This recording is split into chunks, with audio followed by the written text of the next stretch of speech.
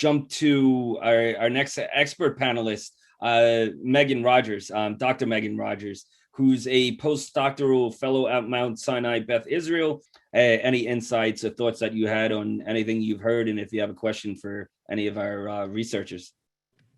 Yeah, so thanks again for having me, Jeff. I'm really excited to be here. Really fantastic set of talks. I will also admit, like Belinda, that the phenomenon of awe was something I haven't really thought too much about before hearing some of these talks over the past couple of days. So it's been really exciting. I was really struck by Marianna's talk, especially regarding the phenomenon of interpersonal awe.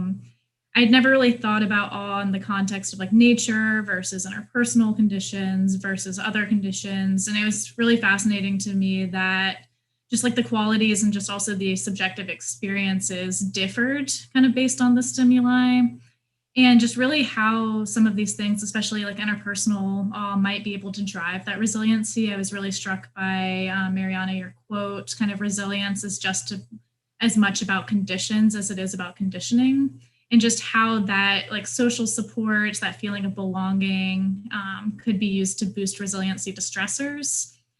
So I'm coming at this, I'm a clinical psychologist working specifically in suicide prevention. So I was really wondering about the potential applicability of these findings to just buffering and protecting against the stressors and mental health conditions, both in patients and people who are struggling, especially within the context of the pandemic, our healthcare workers, our frontline workers, whether finding like ways to generate awe might be protective given these contexts, and just the tendency of humans in general to just attend to and perseverate on kind of more negative information. So whether, maybe generating awe might be protective. But something that really surprised me, there were a couple of things. So first, I was really struck that even like writing about awe could generate feelings of awe. So that was something I wasn't expecting. And I'm wondering about like just potential uses of that and applications in some of these workforces that have high levels of stress and high levels of crises.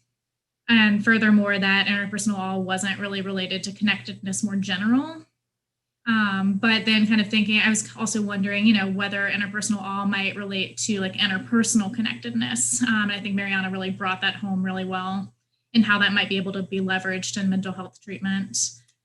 So I guess my question for Marianna might be like, are there people who struggle to generate examples of awe, particularly like interpersonal awe? Like how much scaffolding is needed, especially at the outset?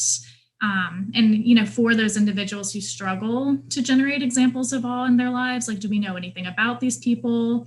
And like, what are some things that we might be able to do to boost awareness of or experience of awe? Yeah, it's a great question. And we did get some excerpts where it was like, I've never experienced this, or I don't know how to talk about this. So I'm not sure really like whatever became of those people from the study, but I can say just from, I'm like a third year PhD candidate in a clinical psych program. I do a lot of dialectical behavior therapy and acceptance and commitment therapy.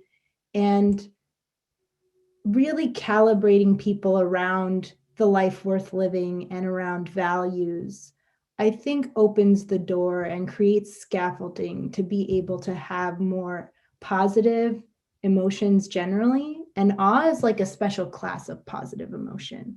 So I think if we're thinking about how do we scaffold this for people whose lives are just endless misery, I would imagine it's just building up accumulating positive emotions more broadly, and then, trying to facilitate them catching these experiences. I don't know that you can cultivate interpersonal awe experiences. I feel like there's something that you catch by being really present to your life and the people in your life.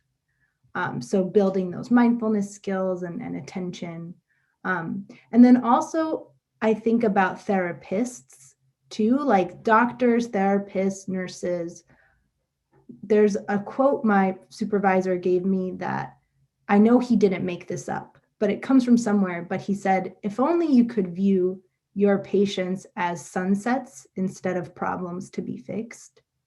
And I think if we could carry that with us into these treatment settings, and impart that into clients and patients, I think that would be a way to turn on this kind of awe lens. But that's my 2 cents, I guess.